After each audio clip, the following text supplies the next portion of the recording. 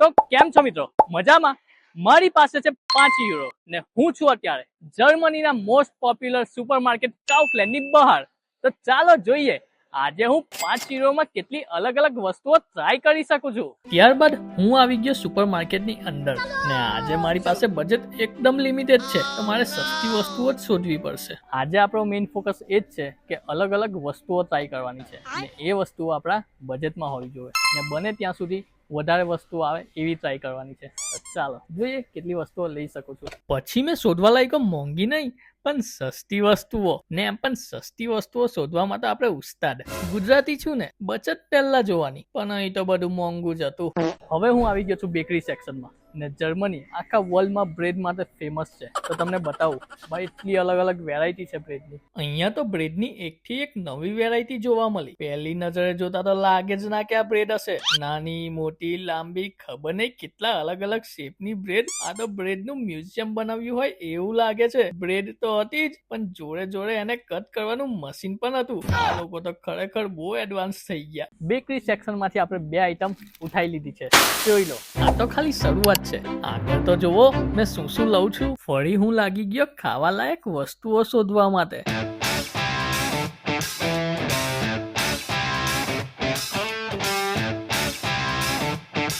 શોધતા શોધતા હું એન્ટર થઈ ગયો ડેરી પ્રોડક્ટ્સના સેક્શનમાં. ડેરી પ્રોડક્ટનો સેક્શન તો જુઓ કેટલો મોટો છે ને આમાં એટલી અલગ અલગ વેરાયટીની આઈટમો છે, વાત જ ના પૂછો. એટલું અહીંયા ઠંડુ ઠંડુ લાગે છે કે અહીંથી નીકળવાનું મન જ નહીં થતું.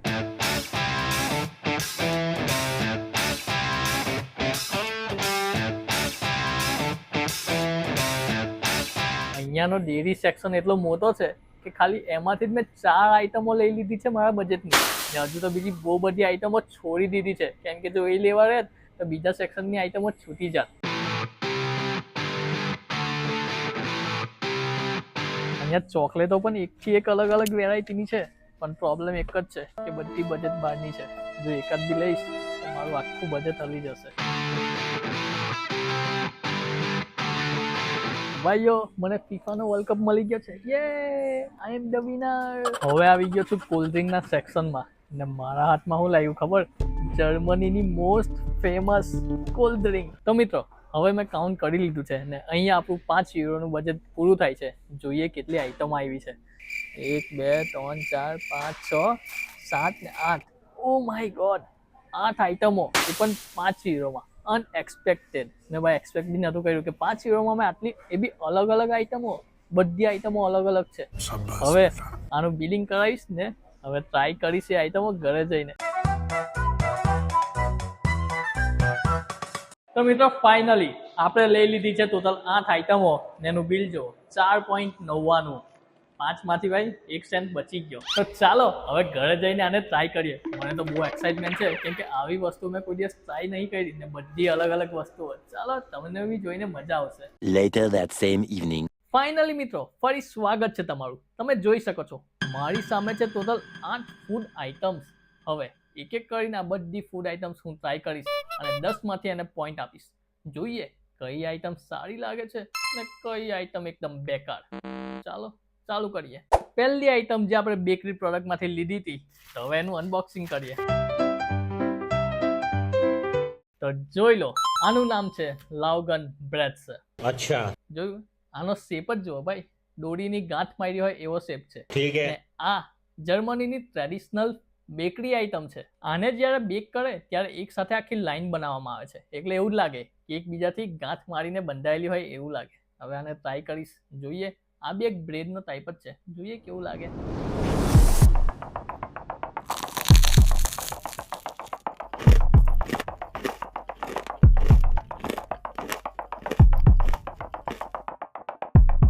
આને ચાવવા તો લોખંડના દાંત હોવા જોઈએ. કેવી રીતે આ લોકો ખાતા હશે? બહુ જ કડક છે, તોડવામાં જ કેટલી મહેનત કરવી પડે. આનો ટેસ્ટ સારો છે, નમકીન જેવું લાગે છે, પણ ખાલી એક જ એનો ફોલ્ટ છે કે ચાવવું બહુ પડે છે, એમ કડક છે એમ. સમજ ગયા. તો આને હું પોઈન્ટ આપીશ 10 માંથી 6.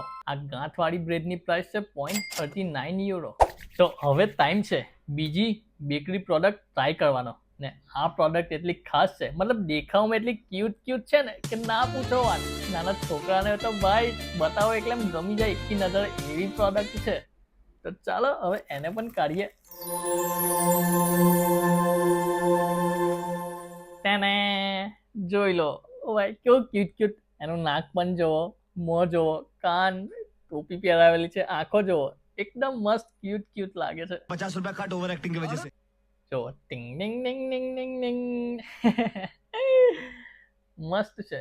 મને તો આનું સ્ટ્રક્ચર જ બહુ ગમ્યું છે, એટલે સ્ટ્રક્ચરના તો ફૂલ પોઈન્ટ 10 માંથી 10. આ પણ એક જાતની બ્રેડ છે. તમે વિચાર કરો ખાલી કે ભાઈ આ લોકોએ બ્રેડને કઈથી કઈ પહોંચાડી દીધી. જોઈએ આનો ટેસ્ટ કેવો છે. હું ખાઉં પહેલા, નાક ખાવ, કાન ખાવ. કાન ખાવા દો. નાના તો તારે કેવું કાન પર બચકું ભર લેતા, આને બી કાન પર બચકું ભર લઉં. अबे जल्दी बोल कल सुबह पनवेल निकलना अबे जल्दी बोल कल सुबह पनवेल निकलना ઓકે, તો ટેસ્ટ માટે મેં આને પોઈન્ટ આપીશ 10 માંથી 8. કેમ કે આમાં થોડી સ્વીટનેસ ઓછી છે ને મોડું લાગ્યા કરે છે. ને આની પ્રાઇસ છે €0.79. હવે ટાઈમ છે આપણી ત્રીજી ફૂડ આઈટમ ટ્રાય કરવાનો. આપણે બધાએ ખીર તો ખાધી જ હશે. રાતનો ભાત વધ્યો હોય તો મમ્મી દૂધ જોડે મિક્સ કરીને ખીર બનાવી આપે. તો આપણી ત્રીજી પ્રોડક્ટ એ જ છે. જોઈ લો. नहीं હવે આને ટ્રાય કરીએ, જોઈએ કેવું લાગે.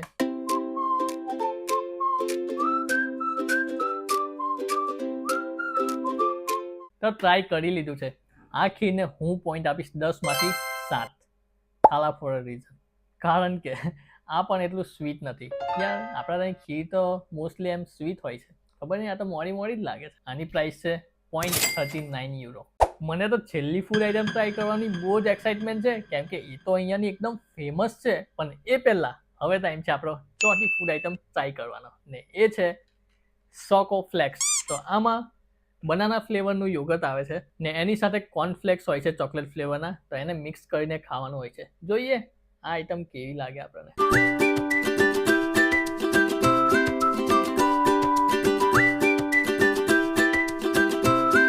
જે આપણી પહેલી 3 પ્રોડક્ટમાં ના મળ્યું એ આમાં મળી ગયું. સ્વીટનેસ, આની સ્વીટનેસ પણ મસ્ત છે. अच्छा અને ચોકલેટ ને બનાનાનો ફ્લેવર પણ મસ્ત આવે છે. લાગતું નહીં કે દહીં ખાઉં છું. તો આને મેં પોઈન્ટ આપીશ 10 માંથી 9 પોઈન્ટ. આની પ્રાઇસ છે €0.45. તો ચાલો હવે આપણે જઈએ આપણી નેક્સ્ટ પ્રોડક્ટ પર. પણ એ પહેલા એક ચમચી તો બને ને. હવે ટાઈમ છે આપણી 8 આઈટમમાંથી 5મી ફૂડ આઈટમને ટ્રાય કરવાનો, ને એ છે પુડિંગ. પુડિંગ આપણા ઇન્ડિયામાં આઈ થિંક નથી મળતું, બહુ રેરલી મળતું હશે. મેં તો જોયું નથી હજુ સુધી. હવે જોઈએ આ કેવું લાગે. ને ફ્લેવર જુઓ, ચોકો પ્લસ વેનીલા, મતલબ ચોકલેટ અને વેનીલા ફ્લેવર છે. જોઈએ કેવું લાગે.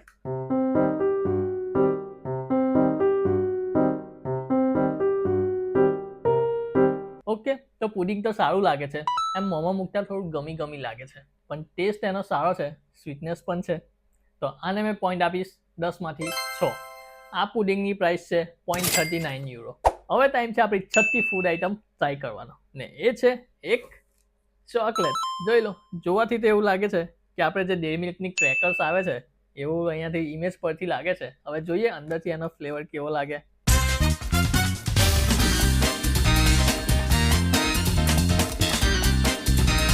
તો મેં જેમ કીધું હતું એમ કે ડેરી મિલ્કની ક્રેકર્સ જેવો શેપ લાગે છે, તો ફ્લેવર પણ સેમ ટુ સેમ એ જ છે. क्या बात है सर કંઈ વધારે ફરક નથી લાગતો ને ક્રેકર્સ જેવી જ લાગે છે. તો મેં આ ચોકલેટને પોઈન્ટ આપીશ 10 માંથી 8. આ ચોકલેટની પ્રાઇસ છે €0.89. ને આ આપણી બીજા નંબરની મોંઘી ફૂડ આઈટમ છે. આટલી બધી ફૂડ આઈટમ ટેસ્ટ કરી પણ હજુ સુધી કોઈ 10 માંથી 10 પોઈન્ટ નથી લઈ ગયું. હજુ મારી પાસે 2 ફૂડ આઈટમ બાકી છે. જોઈએ આમાંથી કોઈને 10 માંથી 10 પોઈન્ટ મળશે કે નહીં. તો આપણી 7મી ફૂડ આઈટમ છે એક જેલી. જોઈએ આ જેલી કેવી લાગે. નાનપણમાં જેલી તો બહુ જ ખાધી છે.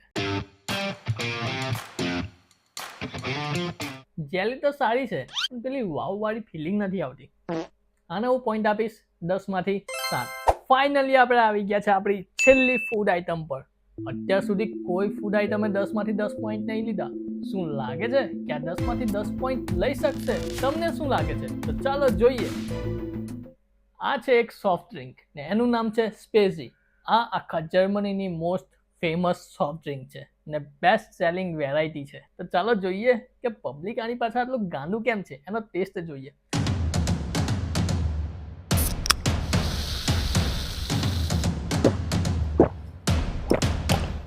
વાવ, એમ તો મેં વધારે સોફ્ટ ડ્રિંક પીતો નથી, પણ આનો ટેસ્ટ અલગ જ છે. આહાહા, હવે ખબર પડી કે આ જર્મનીની પબ્લિક આની પાછળ આટલું ગાંડું કેમ છે.